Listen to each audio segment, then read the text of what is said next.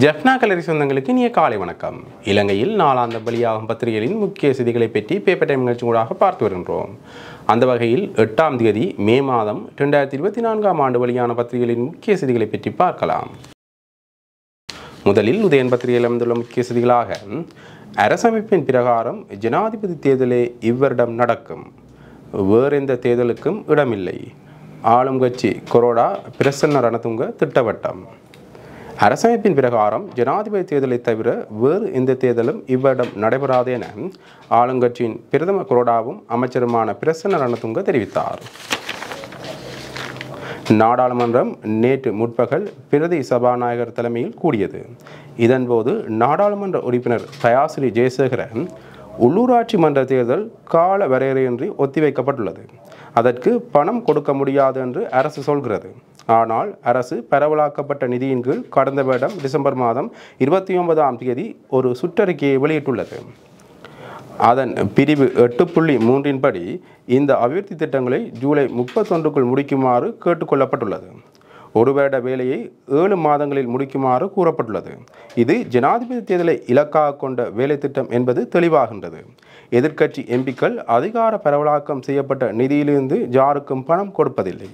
உள்ளூராட்சி தேர்தலை நடத்த அரசாங்கத்திடம் பணம் இல்லை என்கின்றார்கள்.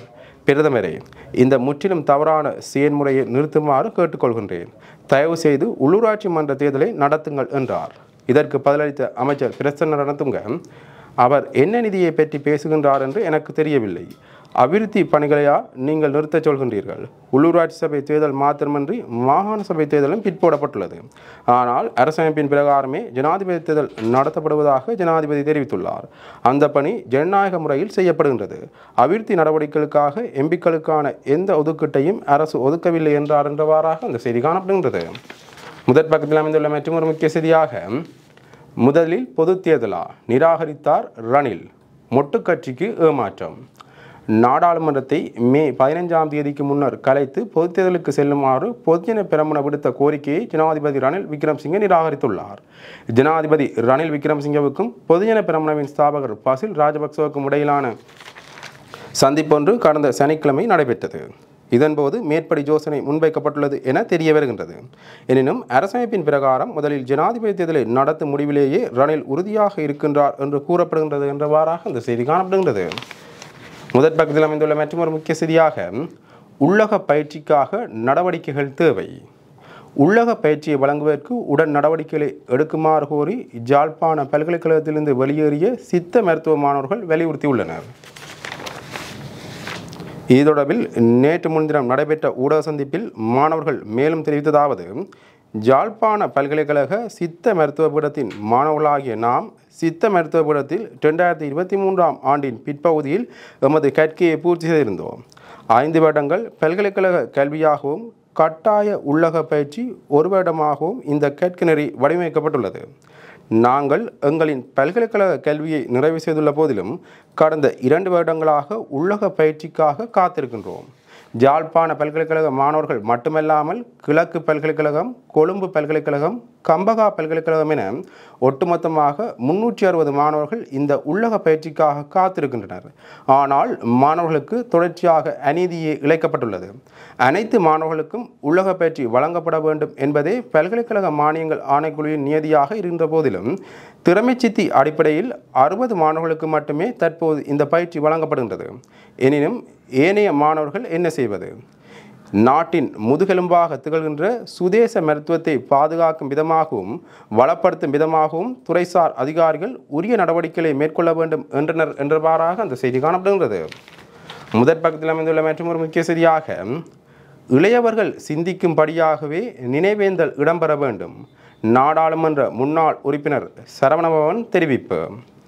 முள்ளிவாய்க்கால் நினைவேந்தல், மாவீரர் தினம் உட்பட எமது நினைவேந்தல்களை இளையவர்கள் சிந்திக்கும்படியாகவும் இளையவர்களுக்கு பல செய்திகளை கடத்தும்படியாகவும் நடத்த வேண்டும் என்று நாடாளுமன்ற முன்னாள் உறுப்பினர் சரவணபவன் தெரிவித்தார். யாழ்ப்பாணத்தில் நேற்று இடம்பெற்ற ஊடகவியலாளர் சந்திப்பிலேயே அவர் இவ்வாறு தெரிவித்தார். தமிழர் தாயத்தில் 30 வருடங்களாக இடம்பெற்ற ஆயுத போராட்டம் மௌனித்து விட்டதே தவிர இனத்துக்கான போராட்டம் தொடர்ந்து கொண்டே உள்ளது. போராட்டம் உச்சநிலையில் இருந்தபோது முள்ளிவாய்க்காலில் பலர் கொல்லப்பட்டனர். அன்றைய நாள்களில் மக்களின் பிரதான உணவாக கஞ்சியே காணப்பட்டது. எமது இனத்துக்கு நிகழ்ந்த துயரங்களை நாங்கள் முள்ளிவாய்க்கால் கஞ்சி ஊடாகவும் அர்த்தமுள்ள அஞ்சலிப்புகள் ஊடாகவும் இளைய சந்ததிக்கு கடத்த வேண்டும்.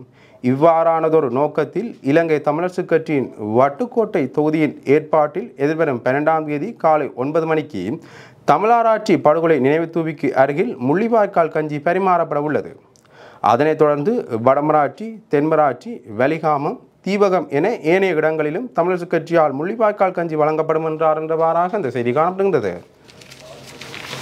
முதற் பக்கத்தில் அமைந்துள்ள மற்றொரு முக்கிய செய்தியாக ஜேவிபி பிளவுறும் பெரமுன ஆரூடம். அன்றகுமார் திசாநாயக்க தலைமையிலான ஜேவிபி விரைவில் பிளவடையும் என்று ஸ்ரீலங்கா பொதுஜன பெரமுன ஆரூடம் கூறியுள்ளது. பெரமுனவின் தலைமையகத்தில் நேற்று நடைபெற்ற ஊடக சந்திப்பின் போதே அந்த கட்சியின் நாடாளுமன்ற உறுப்பினரான ரோஹித அபேகுணவர்த்தன மேலும் தெரிவித்ததாவது, ஜேவிபியில் இருந்து விமல் வீரவன்ச வெளியேறினார். அதன் பின்னர் சோமவன்ச அமரசிங்க சென்றார். மற்றொரு குழு பிரிந்து சென்று முன்னிலை சோசலிச கட்சியை உருவாக்கியுள்ளது.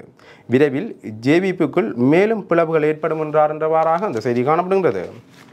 முதற் பக்கத்தில் அமைந்துள்ள மற்றொரு முக்கிய செய்தியாக கருத்து சுதந்திரத்தில் கை வைக்க முடியாது, நாடாளுமன்றத்தில் சஜித் முழக்கம். இலங்கை என்பது போலீஸ் ராஜ்யமல்ல, கருத்து தெரிவித்தமைக்காகவெல்லாம் ஒருவரை விசாரணைக்கு அழைக்க முடியாது என்று நாடாளுமன்றத்தில் வைத்து தெரிவித்துள்ளார் எதிர்க்கட்சித் தலைவர் சஜித் பிரேமதாச. அவர் மேலும் தெரிவித்துள்ளதாவது, விசா பிரச்சினை குறித்து அண்மையில் விமான நிலையத்தில் கருத்து தெரிவித்த சந்துரு குமரசிங்கவை போலீஸுக்கு அழைத்து அது குறித்து வாக்குமூலம் பெறப்பட்டுள்ளது. இலங்கை என்பது போலீஸ் ராஜ்யம் இல்லை, இது ஏகாதிபத்திய நாடு இல்லை, இது ஜனநாயக நாடு. பேச்சு சுதந்திரம் இருப்பதால் அவருக்கு இடையூறு விளைவிக்க முடியாது, அவரை தொந்தரவுப்படுத்த வேண்டாம் என்றவாறாக அந்த செய்தி காணப்படுகிறது. முதற் பக்கத்தில் அமைந்துள்ள மற்றொரு முக்கிய செய்தியாக ஜாழ் மாவட்டத்தில் 65 கிராம அலுவலர்கள் ஜனாதிபதியால் நியமனம். யாழ்ப்பாண மாவட்டத்தில் 65 கிராம அலுவலர்கள் இன்று ஜனாதிபதி ரணில் விக்ரமசிங்கவால் புதிதாக நியமிக்கப்பட உள்ளனர். கிராம அலுவலர் நியமனத்துக்காக நாடளாவிய ரீதியில் நடத்தப்பட்ட போட்டி பரீட்சை மற்றும் நேர்முக பரீட்சையின் அடிப்படையில் பொது நிர்வாக உள்நாட்டு அலுவலர்கள் அமைச்சால் நியமனத்துக்காக தெரிவு செய்யப்பட்டவர்களின் விவரங்கள் வெளியாகியுள்ளன. இதன் அடிப்படையில் ஜாழ் மாவட்டத்தில் கிராம அலுவலர் நியமனத்துக்காக 65 பேர் புதிதாக நியமிக்கப்பட்டுள்ளனர். இவர்களுக்கான நியமன கடிதங்களை ஜனாதிபதி ரணில் விக்ரமசிங்கே இன்று புதன்கிழமை காலை அலரி மாளிகையில் வைத்து வழங்குவதற்கு ஏற்பாடுகள் செய்யப்பட்டுள்ளன என்றவாறாக அந்த செய்தி காணப்படுகின்றது. இவை உதயன் பத்திரிகையில் அமைந்த முக்கிய செய்திகள். இனி வலமுறை பத்திரிகையின் முக்கிய செய்திகளை பற்றி பார்க்கலாம். வலமுறை பத்திரிகையின் முதற் பக்கத்தில் அமைந்துள்ள முக்கிய செய்திகளாக நான் ஜனாதிபதி ஆனவுடன் தமிழ் மக்களின் பிரச்சனைகளுக்கு தீர்வு, எதிர்க்கட்சித் தலைவர் சஜித் தெரிவிப்பு. நான் ஜனாதிபதியாக வந்தவுடன் தமிழ் மக்களின் பிரச்சனைகளுக்கான தீர்வுகளை வழங்கிய தீர்வேன் என எதிர்க்கட்சித் தலைவர் சஜித் பிரேமதாச தெரிவித்துள்ளார். ஜனாதிபதி தேர்தல் தொடர்பில் வெளிநாட்டு ஊடகம் ஒன்றுக்கு அவர் வழங்கிய செவ்வியிலேயே மேற்கண்டவாறு கூறினார். அவர் மேலும் தெரிவிக்கையில், வடக்கு, கிழக்கு மற்றும் மலையக தமிழ் மக்களின் உரிமைகளுக்காக நான் என்றுமே குரல் கொடுத்து வருகின்றேன்.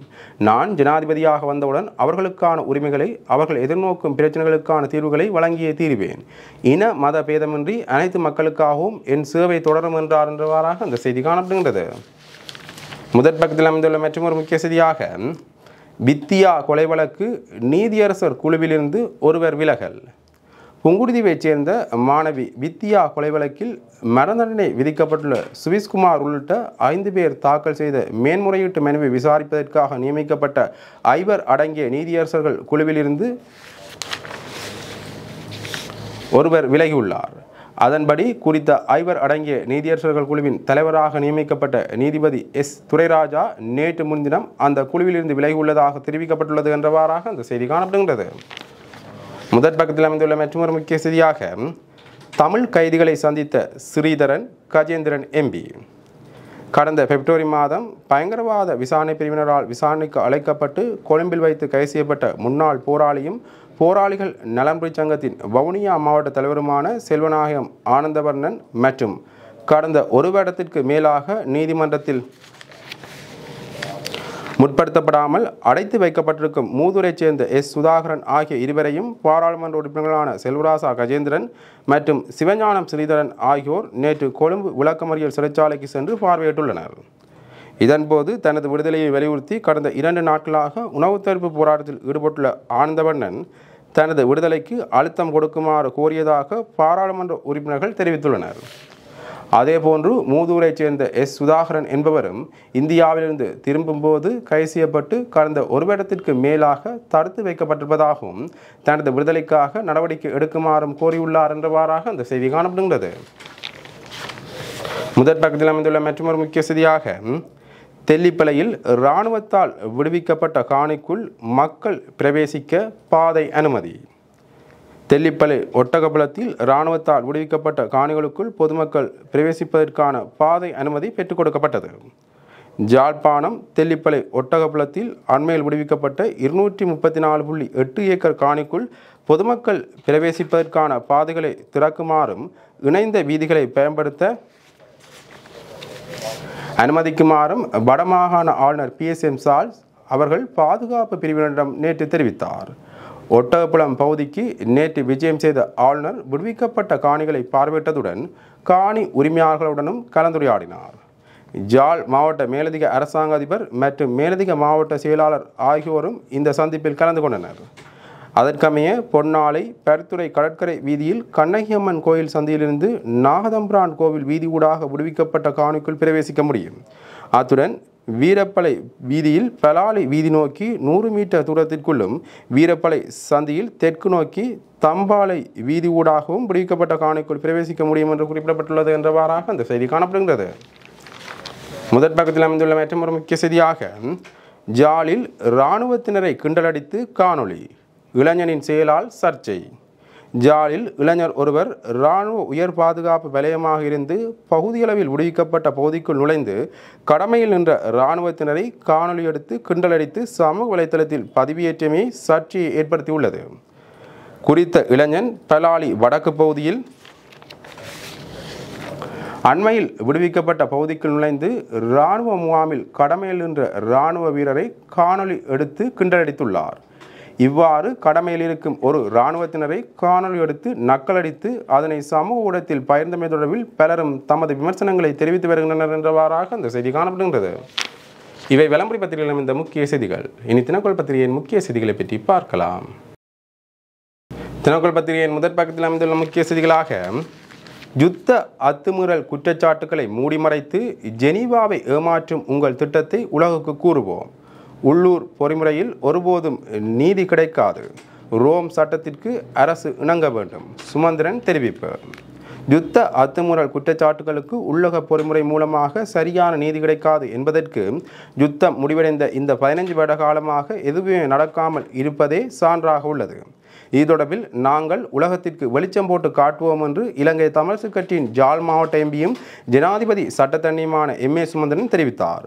பாராளுமன்றத்தில் நேற்று செவ்வாய்க்கிழமை உரையாற்றும் போதே இவ்வாறு தெரிவித்த MA சுமந்திரன் மேலும் பேசுகையில், இந்த மே மாதத்துடன் யுத்தம் முடிவடைந்து 15 ஆண்டுகள் நிறைவடைகின்றன. இந்த நேரத்தில் இன்று பாராளுமன்றத்தில் வெளிவார அமைச்சரின் தலைமையில் நல்லிணக்கத்துக்கான செயலணி தொடர்பான அரசாங்கம் முன்மொழியும் சட்டமூலம் குறித்து கட்சி தலைவர்களுடன் கலந்துரையாடப்பட்டது. இதிலே நான் சொன்ன சில விடயங்களை இந்த சபையில் பதிவு செய்வது அத்தியாவசியம். அதாவது யுத்தத்தின் இறுதிக்கட்டத்தில் விசேடமாகவும் மற்றும் யுத்த காலம் முழுவதும் பலவிதமான அத்துமீறல்கள் நடந்துள்ளன. உலகத்தில் நடக்கும் எந்த ஒரு யுத்தமும் சுத்தமானது கிடையாது. சுத்தமான யுத்தம் என்று எதனையும் அழைக்க முடியாது. ஆயுதப் போரில் அத்துமீறல்கள் நடந்தே ஆகும். ஆனால் அவ்வாறாக நடக்கும்போது அதனால் பாதிக்கப்படுபவர்கள் தொடர்பில் அரசாங்கத்திற்கு பொறுப்பு உள்ளது. அதாவது அத்துமீறல்கள் தொடர்பில் விசாரிப்பதற்கு விசேடமாக காணாமல் ஆக்கப்பட்டவர்கள் விடயத்தில் என்ன நடந்தது, யார் இதற்கு பொறுப்பு, அவர்கள் உயிருடன் இருக்கின்றனரா இல்லையா என்ற விவரங்களை உறவினர்களுக்கு தெளிவுபடுத்துவதும் அவர்கள் தொடர்பில் சட்ட நடவடிக்கை எடுப்பதும் அரசாங்கத்தின் பொறுப்பாகும். ஆனால் சாட்சியங்களின் அடிப்படையில் கற்றுக்கொண்ட பாடங்களும் நல்லிணக்கத்துக்குமான ஆணைக்குழுவுக்கு முன்னால் வழங்கப்பட்ட சாட்சியங்களின் அடிப்படையில் இறுதி 2 நாட்களில் 3000க்கும் மேற்பட்டவர்கள் அரச படையினரிடம் சரணடைந்தனர் என்று அரசாங்கம் நியமித்த ஆணைக்குழுவினாலேயே சொல்லப்பட்டுள்ளது. அவர்களுக்கு என்ன நடந்தது என்பதை வெளிப்படுத்த வேண்டியது அரசாங்கத்தின் பொறுப்பாகும். இந்த விடயத்தில் பல ஆணைக்குழுக்கள் நியமிக்கப்பட்டுள்ளன. அவற்றின் முன் பலவிதமான விடயங்கள் எடுத்து சொல்லப்பட்டு முன்மொழிவுகள் உள்ளன. எந்த முன்மொழிவும் இதுவரையில் நடைமுறைப்படுத்தப்படவில்லை. இறுதியாக இந்த அனைத்து ஆணைக்குழுக்களின் முன்மொழிவுகளையும் ஆராய்வதற்காக இன்னுமொரு ஆணைக்குழு நியமிக்கப்பட்டது. அதன் முன்மொழிவுகளும் உள்ளன. இவை எவற்றையும் நடைமுறைப்படுத்தவில்லை. இவை அரசாங்கத்தின் ஆணைக்குழுக்களாகும். இவற்றின் முன்மொழிவுகளை நடைமுறைப்படுத்தாது தற்போது இன்னுமொரு நல்லிணக்கத்துக்காக செயற்படும் செயலணி ஒன்று பிரேரிக்கப்பட்டுள்ளது. இவை எங்கள் மக்கள் மத்தியில் எந்தவிதமான நம்பிக்கையையும் கொடுப்பதாக இல்லை என்று அவர் குறிப்பிட்டுள்ளார் என்றவாறாக அந்த செய்தி தொடர்ந்து செல்கின்றது. முதற் பக்கத்தில் அமைந்துள்ள மற்றொரு முக்கிய செய்தியாக, பாரிய விசா மோசடியை அம்பலப்படுத்திய இளைஞன், நெருக்கடி கொடுத்தால் விளைவு மோசமாகும், எச்சரிக்கும் விஜித ஹேரத்.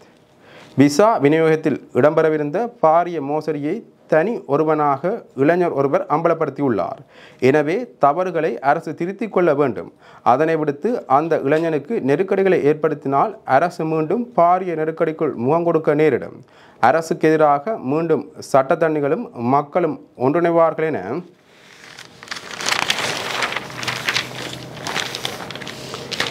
ஜேவிபியின் எம்பி விஜித ஹேரத் தெரிவித்துள்ளார்.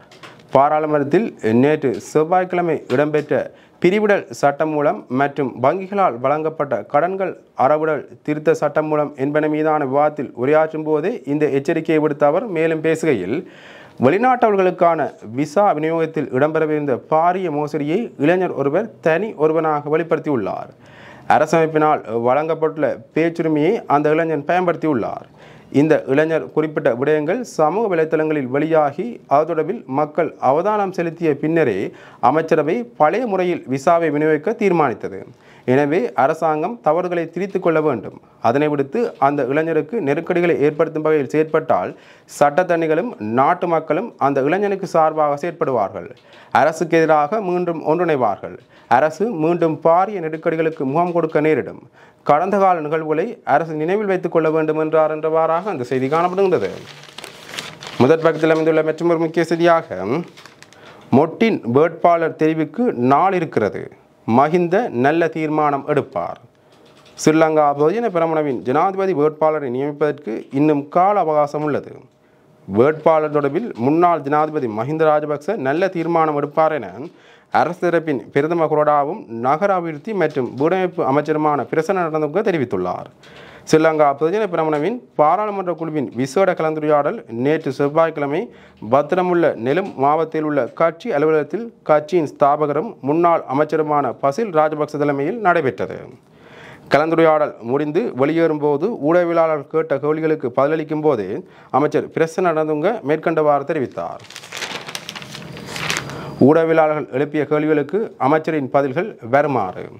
கேள்வி: மொட்டின் எதிர்காலம் எப்படி இருக்கும்? பதில்: மொட்டின் எதிர்காலம் மிகவும் சிறப்பாக உள்ளது. கேள்வி: இன்று எதை பற்றி பேசப்பட்டது? பதில்: கட்சியின் எதிர்கால நிகழ்ச்சிகள் குறித்து கலந்துரையாடப்பட்டது.